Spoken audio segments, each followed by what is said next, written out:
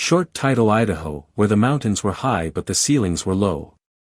Idaho don't usually come up in slavery conversations. Folks think potatoes, whitewater rafting, and maybe that blue football field in Boise. But baby, if you black and breathing, Idaho's history got something to say, and it ain't sweet. Idaho was never a slave state. But don't get it twisted. That don't mean freedom lived here. It just means the oppression came in subtler packaging, like sundown towns with smiles or laws that never mentioned race but always knew who they were written for. In the late 1800s, black folks came here post-Civil War, chasing work on railroads and mines. They helped build Idaho's cities, but couldn't live in most of the neighborhoods. You could work the rail line but not rest your head near the depot. Hotels. Whites only. Schools. Segregated by custom.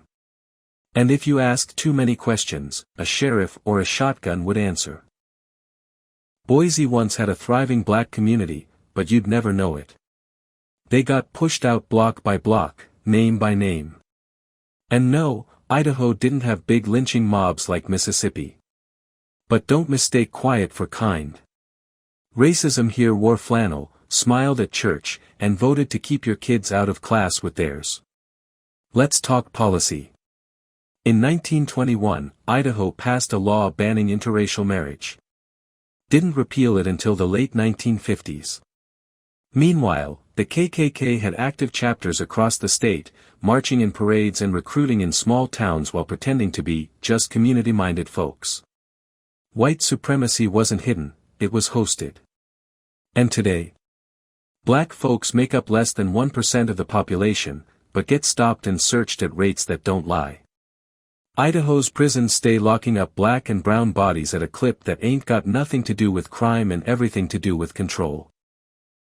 Politicians still pander to fears of critical race theory, like teaching history is more dangerous than repeating it. Lashes for every law dressed up in politeness but rooted in exclusion. Hugs for the black Idahoans who stayed, organized, and kept history alive when the textbooks wouldn't. Hope that Idaho stops pretending it's above the mess and starts cleaning up the silence. Because the first step toward justice is telling the damn truth.